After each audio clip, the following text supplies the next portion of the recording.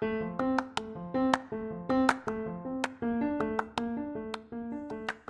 you, welcome to Sacrilegious Discourse. I'm husband. I'm wife. And together we're reading the Bible.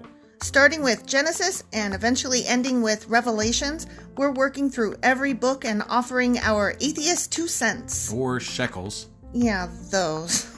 We're asking questions and pointing out all the nonsense. We aren't academics or scholars. Nope. In fact, when it comes to religion, we really don't know anything at all. What we've learned so far is that God's a dick. Oh, he really is, isn't he? If you're interested in how we reached this startling conclusion, maybe start from episode 1. Otherwise, jump in anywhere. It's all good. Yep.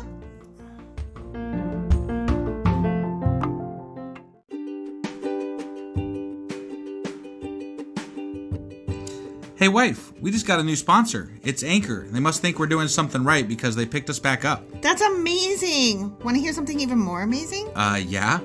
I actually know what they are. You are full of shit. I'm calling your bluff. Tell me about Anchor. Okay, so Anchor by Spotify is the easiest way to make a podcast with everything you need all in one place. I'm actually surprised you knew that, but did you also know that Anchor has tools that allow you to record and edit your podcast right from your phone or computer? Yes, because I see you do that on your phone all the time and it looks pretty simple. It really is, and when hosting on Anchor, you can distribute your podcast on listening platforms like Spotify and Apple Podcasts. But I use CastBox. Yeah, darling, I know you like CastBox. It gets distributed there too, and lots of other platforms as well.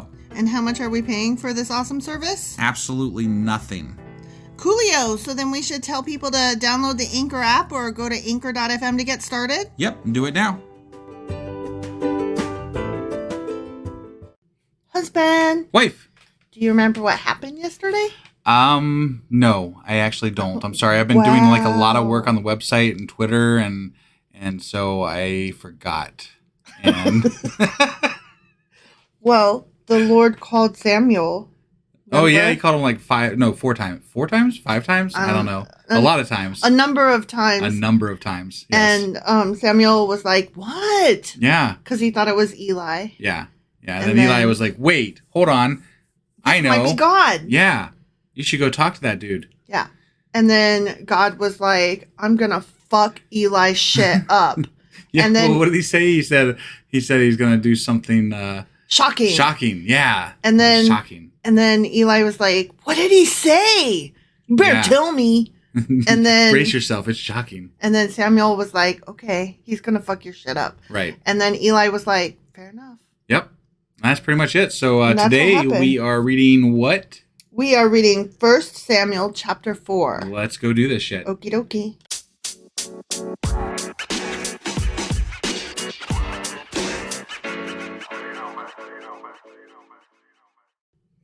Okay, 1 Samuel chapter 4. The Philistines capture the Ark. Oh. Yeah. They capture the Ark, huh? Yeah. Damn. I know, right? That's some big shit right there. You know what that is? That's the Ark of the Covenant. That's shocking. That's shocking. That's what it is. Wait, but that guy didn't say that's what the shocking thing was going to be. That was about killing the people. Nonetheless, were you shocked? They got the fucking Ark? Like, they just started the chapter off, "Oh, they got the Ark, but FYI." Spoilers. What? They only spent a whole book building the fucking thing. I know, and telling us all the dimensions and measurements. Jesus Christ, that was awful, wasn't it? Oh, that was horrible. I never want to read that chapter. Those chapters ever again. Let's never read any of that ever again. My God. Okay, ready? I'm ready. And Samuel's words went out to all the people of Israel. At that time, Israel was at war with the Philistines. Mm-hmm, okay. And just FYI, I looked up how to say the word Philistine. Yeah. Because I think I've been saying Philistine. Ah, okay. Because that's the way it's spelled. And I knew it was, I thought that I was probably wrong. Got it. I'm sure we're wrong about all kinds of shit. Oh, I'm sure. But Philistine is still a word that is in common usage today. Yeah. And usually as an insult. Yeah, what really cringes me a little bit is that, we keep getting more and more popular. And people tend to go back and listen to our whole podcast, right? Mm-hmm, mm-hmm. So we're going to start getting these, backtrack corrections, why did you say this? Well, that was a 1.5 years or 2 years ago, so we're really sorry, and we're still gonna fuck up more probably. So again, sorry. I just always lean into I'm neither an academic nor a scholar, and I'm learning as I go. And get the fuck off me. That's why we did our intro, right? Mm-hmm. I mean, that's, yeah. Because I want to make sure that we just want to read the fucking thing. Yeah, I don't know this shit. Yeah. Okay? Sorry. What up? All right, I want to hear about the Philistines taking the ark. Okay. The Israelite army was camped near Ebenezer, and the Philistines were at Aphek. Okay.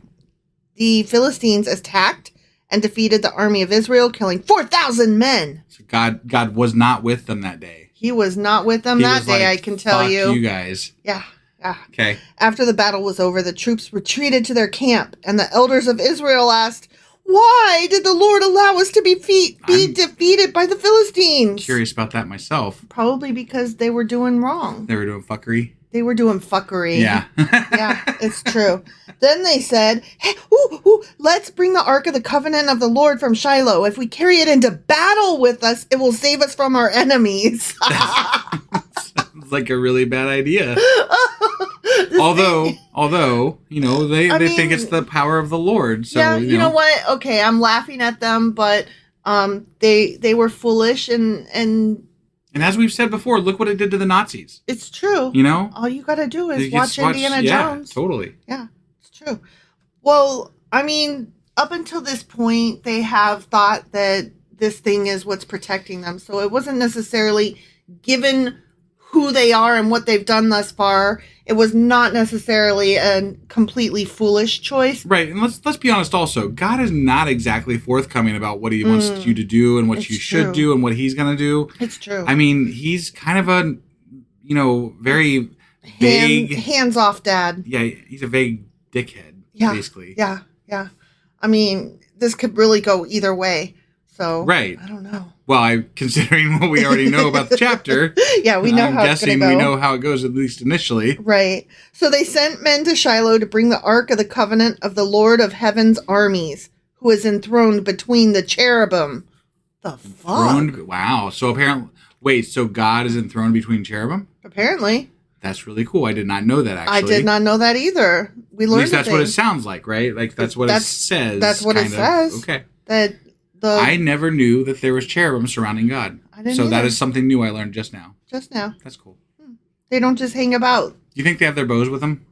Absolutely, they have their bows with them. What else are they good for if not having their bows with them? Yeah, exactly. Pring!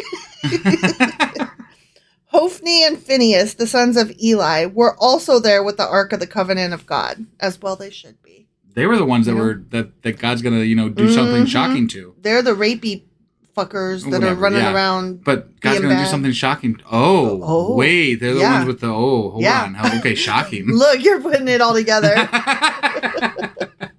I'm slow, but It was fun watching the light bulb go off over your head. When all the Israelites saw the Ark of the Covenant of the Lord coming into the camp, their shout of joy was so loud it made the ground shake. Damn, that is really fucking loud. Mm-hmm. I bet some people lost their hearing that day. I bet that there are cheerleaders who wish they could shout like that. Right, yeah. What's going on? The Philistines asked. What's all that shouting about in the Hebrew camp? Who the fuck did they ask? I don't know.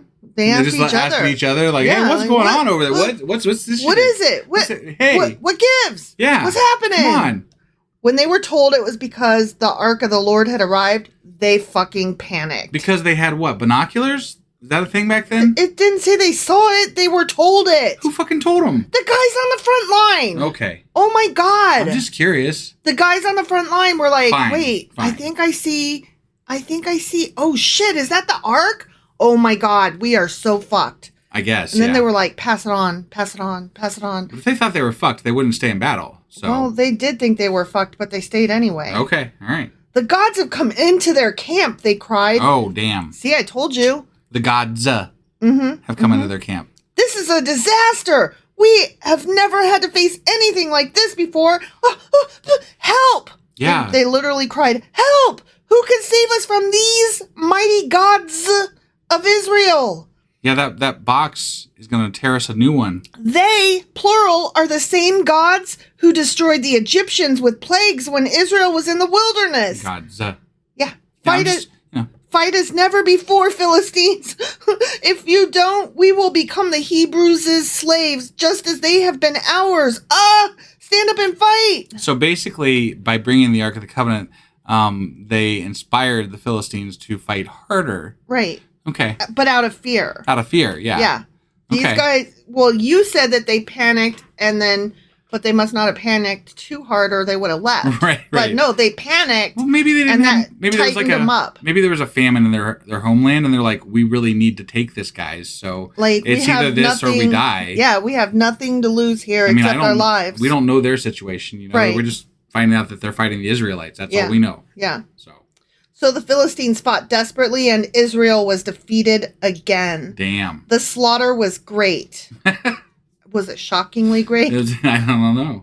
30,000 Israelite soldiers died that day. That's a lot of fucking people. That is a lot of fucking people. That's more than one tribe. Because think about... There was one... The Levites were only 22,000, I think. Yeah.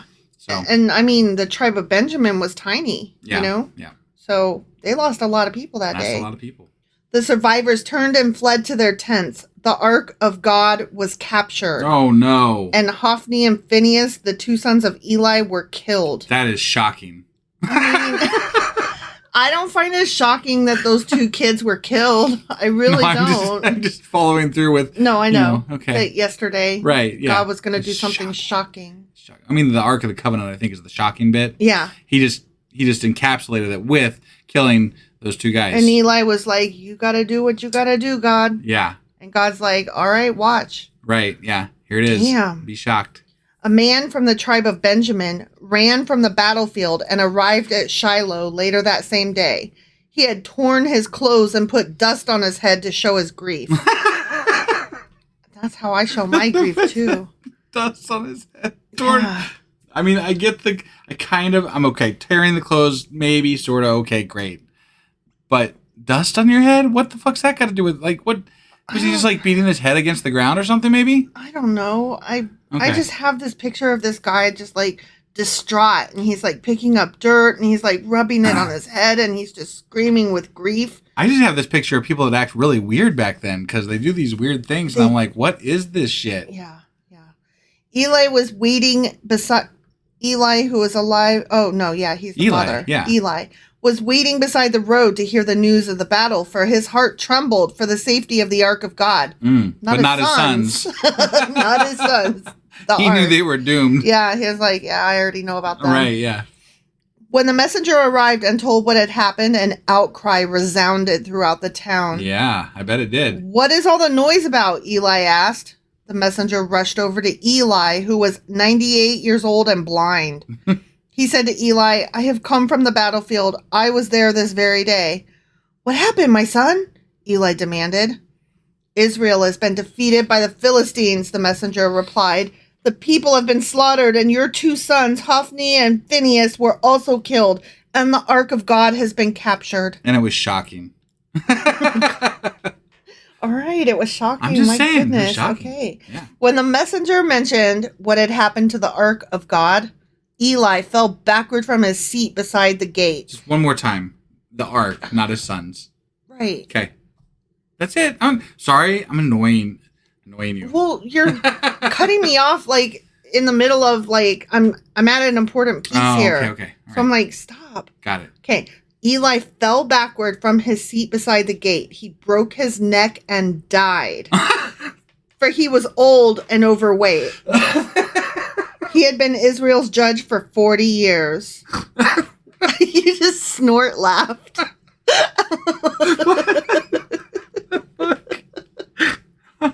Oh my God. He fell backwards. Broke his fucking neck. And died.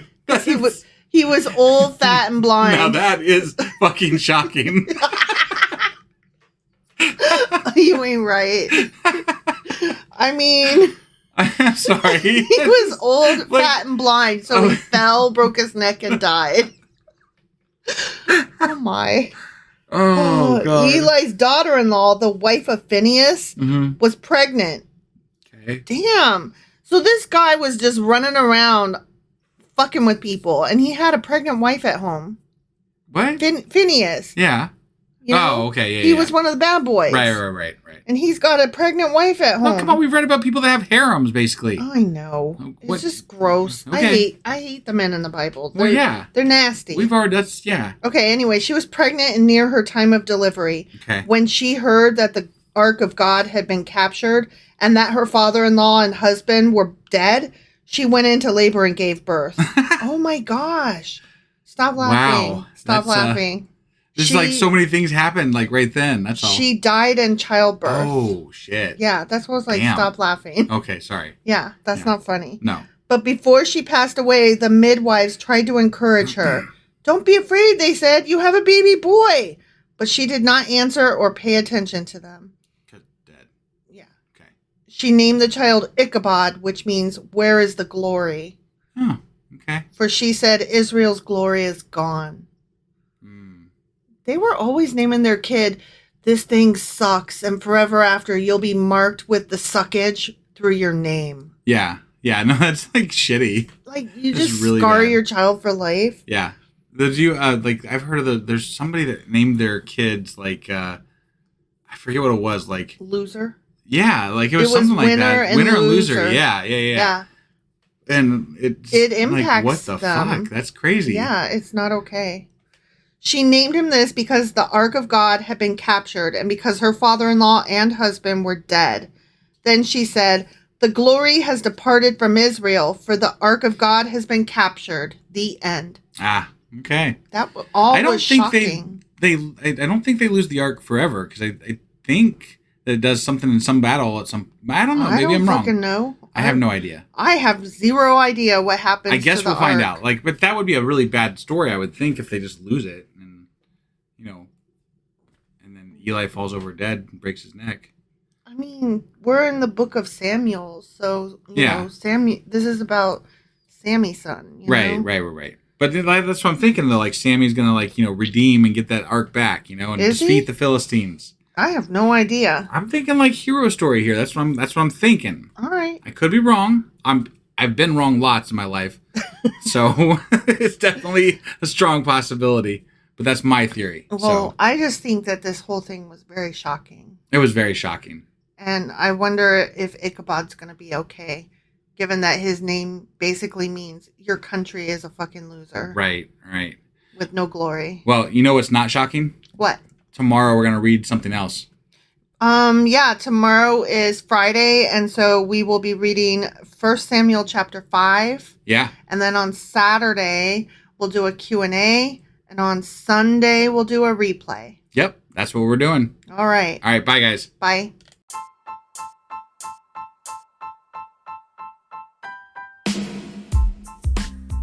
Husband. Yes, wife? Remember how you told me we're on Patreon now? Yeah, why? Because we're starting something new for Patreon members only. Every couple of weeks, we'll cover something in the news, a current event, or something we feel strongly needs to be discussed. And only subscribers get to hear our discussion. That's right. It's all for our Patreon members as a thank you for their support. Join now for as little as $2 a month to get all of our extra content. Go to patreon.com/sacrilegious discourse. Do it now.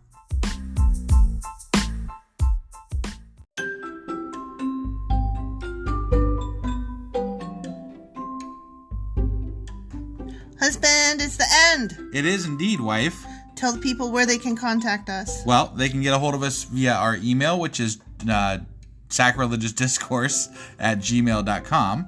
We have Twitter at sacrilegious_D. For D's nuts. Oh, why do you know? Why do you keep doing that?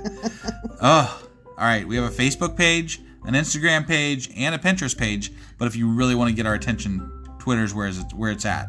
Twitter is where you're at. Yeah. And they should also review, like, and subscribe, yeah? Definitely. Apple Podcasts reviews help us out tremendously. And we also can use your support on Patreon, which is a great place to support us as well. That would be at patreon.com/sacrilegious discourse. Don't forget to say thanks. Thanks. Okay, bye. Bye.